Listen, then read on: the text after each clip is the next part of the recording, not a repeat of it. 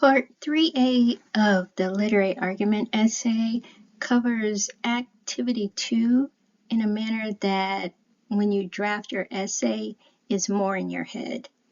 This activity is for writers who need to bolster their writing viewpoints to an AP level with little to no drafting, since the revising and editing will occur at the same time as you're doing your final essay.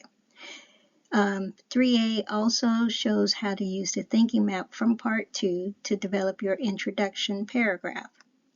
Part 3b shows how to complete 2 body paragraphs and conclusion paragraph of the essay. Because the rubric should always guide your writing during the exam, let me start by rehashing the rubric, summarizing the prompt and the timing, because this method does not really use a draft.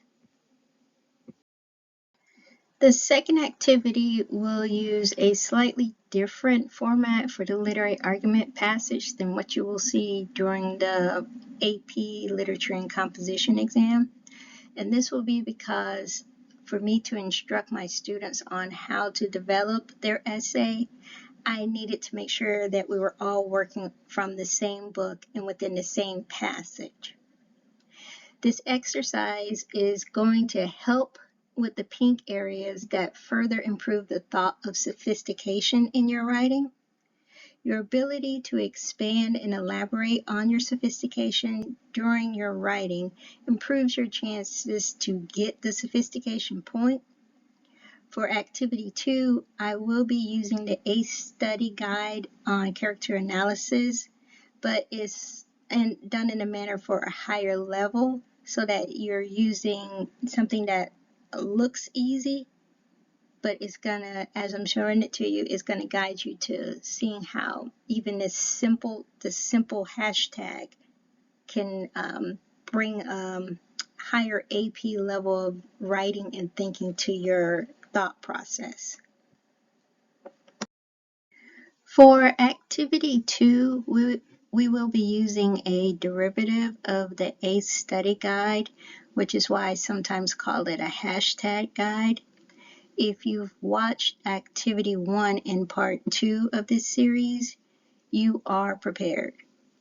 If you did not watch part 2, please pause the video and watch either the video on part 2 or watch my character analysis video for AP. Following the times from my AP Lit and Comp Essay timing video, I want you to remember you have 90 seconds to read the background and context while determining possible literary devices for evidence in the prose essay or commentary in the literary argument essay. And if there is time remaining from the 90 seconds, maybe read the first paragraph. Then you'll have 10 minutes delegated to read, mark up the passage, and develop a draft viewpoint that answers the prompt. Once those 2 are done, that's going to leave you 30 minutes to simultaneously write and proofread a completed essay.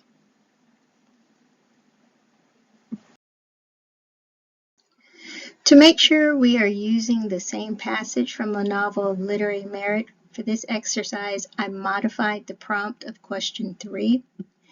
This prompt is from one of my 2021 to 22 class, though to be honest, I can't remember if I used this prompt as an instructional tool or if I used it during one of my writing practices. My writing practices are like pop quizzes, so the students did not know it was going to happen. Anyway, the writing practices are when I time the students. In 40 minutes, they submit a completed handwritten or typed essay that I scored for a test grade. Yes, I had them practice both methods in case there was a technical or mailing difficulties in testing times.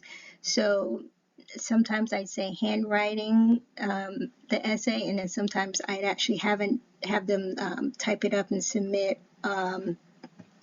according to whatever learning management system we were using at the school at the time. But if you recall from my prose video, 40 minutes is all the time given for each essay.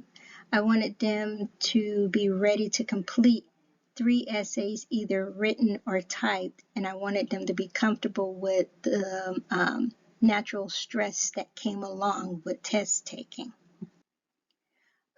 When you look at the screen, notice how both prompts, the pink represent the background while the blue is the context or reason you're writing.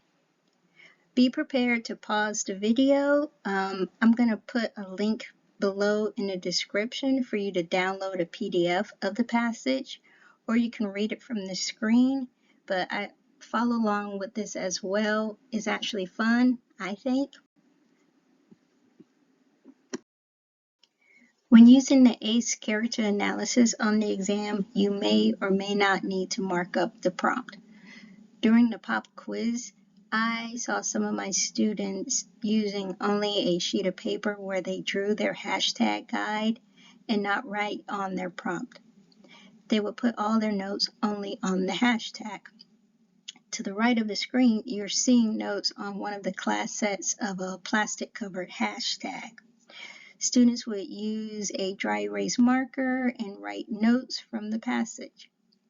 Because I lost the original passage in class, I had to recreate it. So the line numbers you read on the handwritten example will be updated on this table.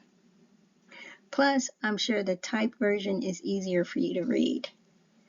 Pause the video to determine how the notes line up with the passage.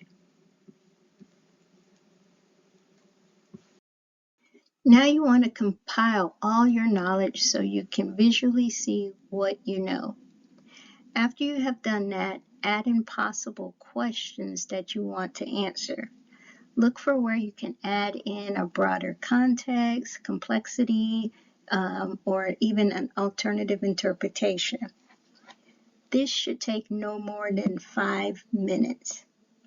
The key to 85% of my students passing all 3 essays is having them remind themselves of the knowledge that they have. When they visually could see their intelligence, their confidence in knowing that they could write the essay that can earn at least a 3 was not doubted. They just needed to breathe and enjoy the process of showing the reader all of their knowledge. Should you want to use the ACE study guide on character analysis or the hashtag guide on your essay, realize that because you've spent about 5 minutes of your remaining 30 minutes compiling your thoughts, you'll need to construct your essay while revising and editing at the same time. In the back of your mind, keep the rubric requirements that you see in the white box in the lower right-hand part of the screen, or put the rubric for the literary argument next to your essay so you can actually visually see what you need to make sure is in your theses and introductory paragraph. I'll demonstrate visually how a mental draft thesis can be revised and edited into a full introductory paragraph using the key features from the rubric that's located in the white box. To be more efficient, have an idea or draft of your thesis sentence in mind. Then from there, begin writing your introductory paragraph. You review your thesis sentence, and then on your finalized sheet, write a hook or a sentence about the theme of the specific incident you are using from your chosen novel of literary merit. Continue to look at your notes. Create your introductory paragraph by adding specific details from what you remember from the event. Verify that there are concise details of the setting. Check grammar and word choices. You should have a variety of sentences, at least 3, when you're done.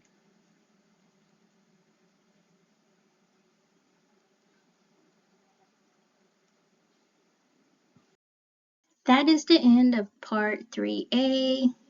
Get some water and a snack. Review your notes and think about what you've learned. Take no more than 3 to 5 minutes to do this. Then head over to part 3B where I will demonstrate how to take the notes and create a body or supporting paragraph.